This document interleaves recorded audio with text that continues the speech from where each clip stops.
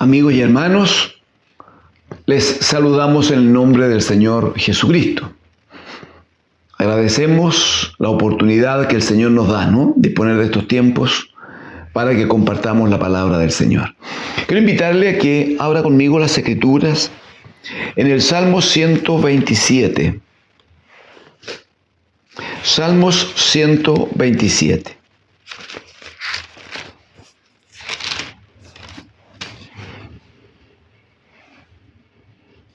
Los primeros dos versículos del Salmo 127 dicen: si el Señor no edificare la casa, en vano trabajan los que la edifican.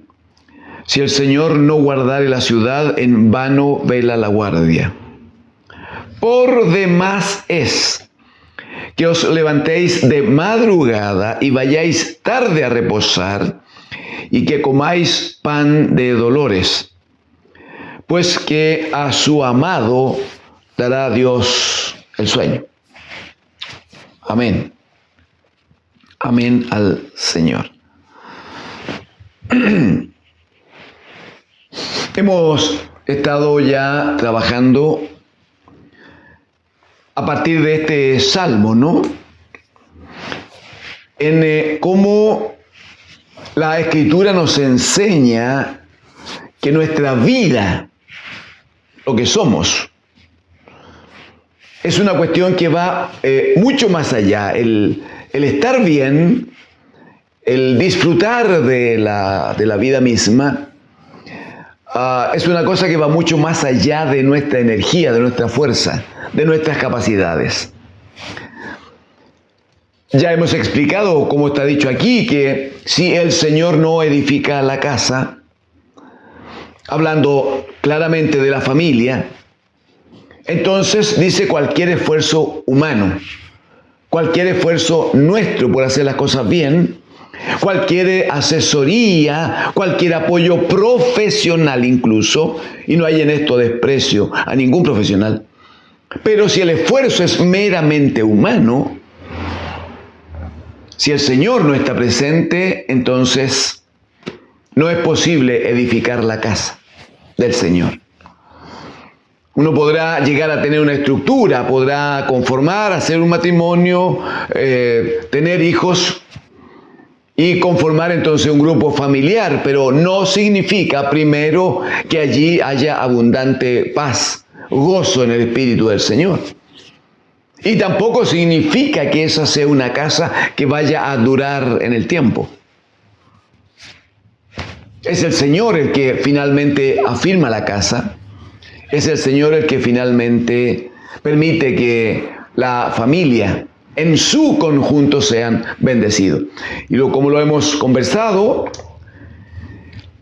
la familia se inicia en esta unión de un hombre y una mujer, tal como está escrito en la palabra del Señor, tal como está dispuesto por Dios, nuestro Padre. La familia se inicia en esta unión de un hombre y una mujer, y hecho de esa manera, bajo una instrucción y una palabra del Señor, entonces el mismo Dios que une al hombre y a la mujer, el mismo Dios los bendice. Y por la palabra de Dios se provoca la necesaria respuesta de esta relación, que es dar frutos, como lo dijo el Señor: fructificad y multiplicaos, ¿no? Bueno, eso se logra solo en el orden del Señor, en la gracia del Señor, bajo una palabra del Señor. Eso significa entonces, eso demanda entonces que si Dios establece el matrimonio y Dios bendice el matrimonio, la forma de sacar adelante el matrimonio debe hacerse bajo una permanente palabra del Señor.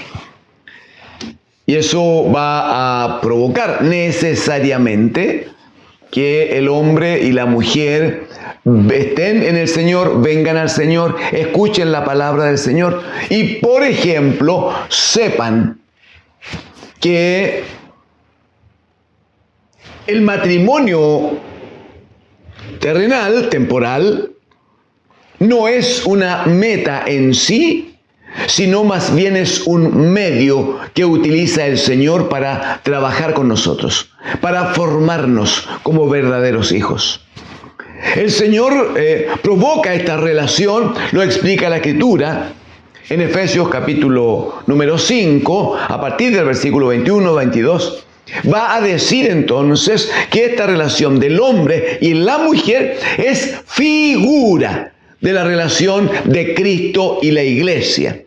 De tal manera, va a decir allí el apóstol, que como Cristo se entregó por la iglesia, de esa manera el varón debe amar a su mujer. Y como la iglesia debe estar sujeta a Cristo en todo, la esposa debe estar bajo autoridad, bajo gobierno, bajo bendición de su esposo. Creo entender, por la gracia de Dios, que decirlo de esta manera provocará que alguien se levante, porque hay por estos tiempos una fortísima lucha de sexos. Hay una fortísima manifestación de quién es más importante, quién es más inteligente, quién hace mejor las cosas, quién debe ganar más dinero, y etcétera, etcétera, etcétera. Quiero decirle que Dios, nuestro Padre, nunca desciende a ese nivel de conversaciones tan bajas. Al Señor no le importa tanto si gana uno más que el otro, no le importa si uno grita más que el otro, no le importa. Lo que Dios quiere es que en cada relación de un hombre y una mujer y la consecuencia tenencia de hijos, lo que Dios quiere es que ese lugar se constituya en casa de Dios y que habite el Espíritu de Dios en esa casa. Porque, como dirá el Señor Jesucristo en Juan 6:63, va a decir, la carne para nada aprovecha, es el Espíritu el que da la vida. Y las palabras que yo les he dado son espíritu y son vida. Lo que el Señor quiere entonces es que su espíritu gobierne en la casa, que su palabra no falte en la casa, de tal manera que la vida de Dios se manifieste en cada familia.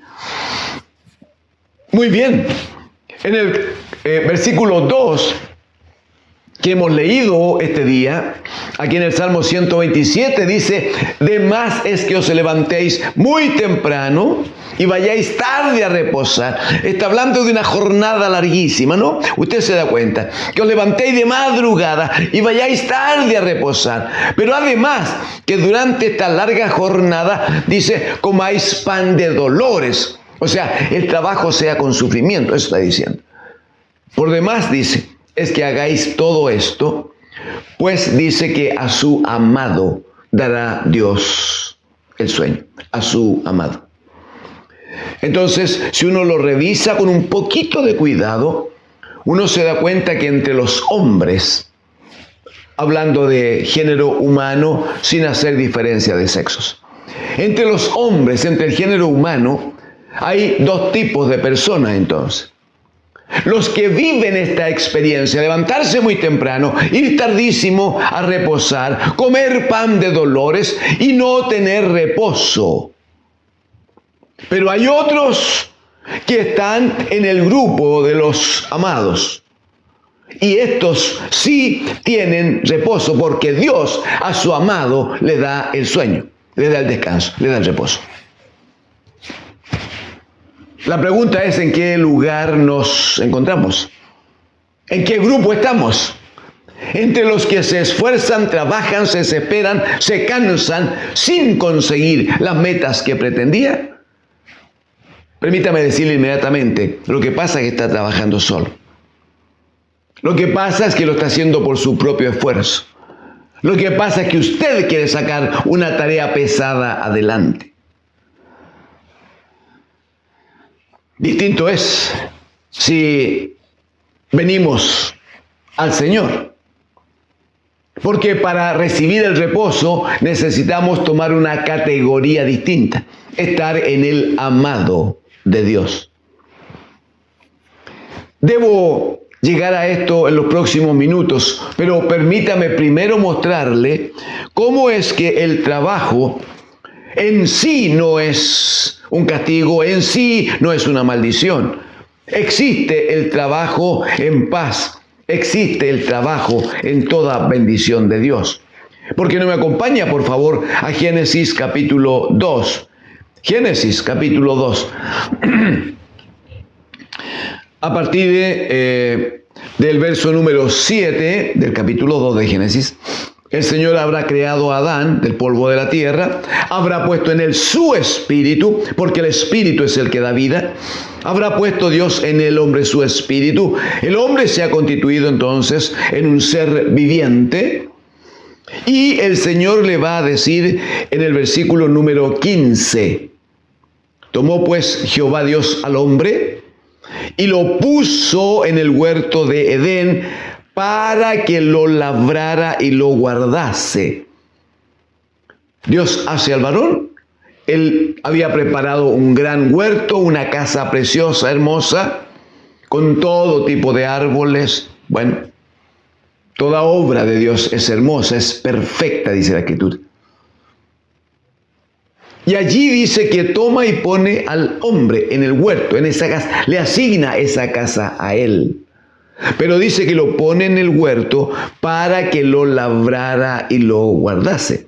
No lo pone allí teniendo todo, hermanos y amigos, teniendo todo. El Señor toma al varón y lo pone allí para que trabaje, para que labre, para que cuide, para que guarde, para que atienda, para que observe.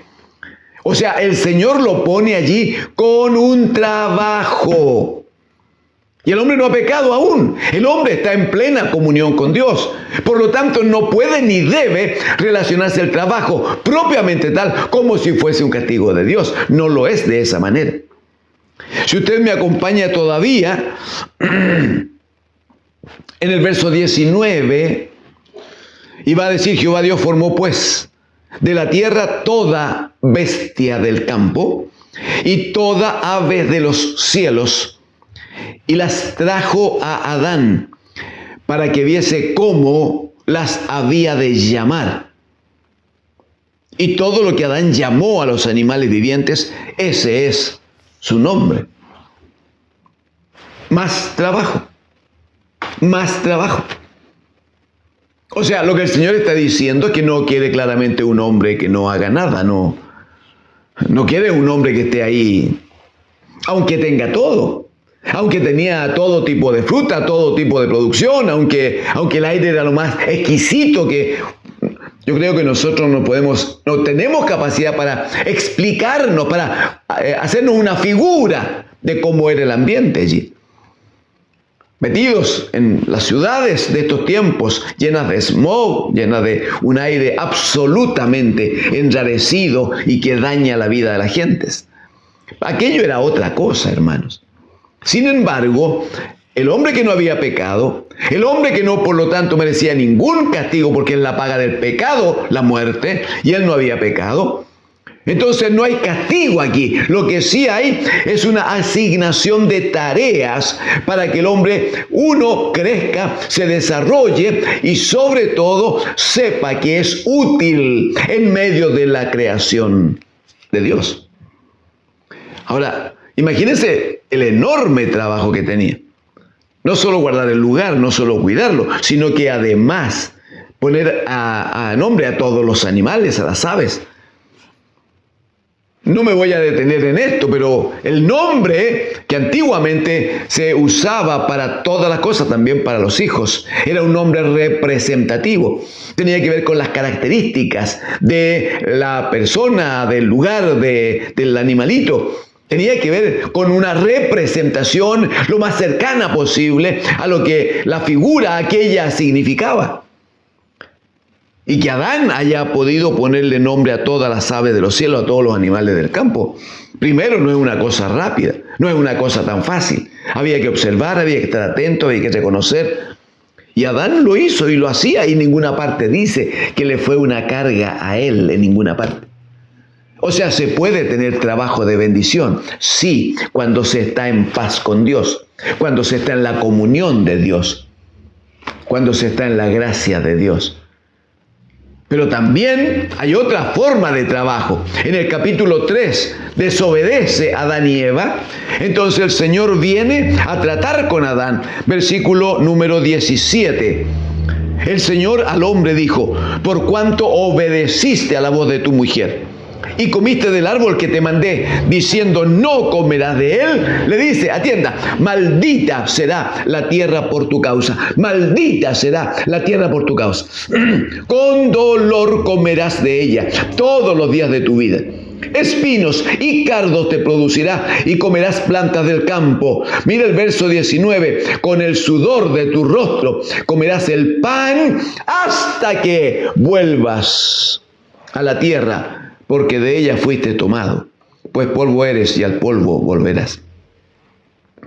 No es lo mismo trabajar en un huerto lleno de paz, lleno de bendición, bajo la presencia y la atenta mirada de Dios, que estar fuera de la casa y tener que luchar contra una naturaleza, contra una tierra que está bajo maldición de Dios, produciendo espinos y cardos, provocando que con mucho esfuerzo, con mucho sudor, el hombre saque adelante la tarea.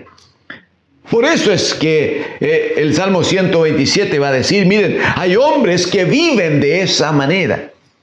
Hay hombres que viven haciendo que el sudor de su rostro sea una manifestación diaria de la desgracia en que está.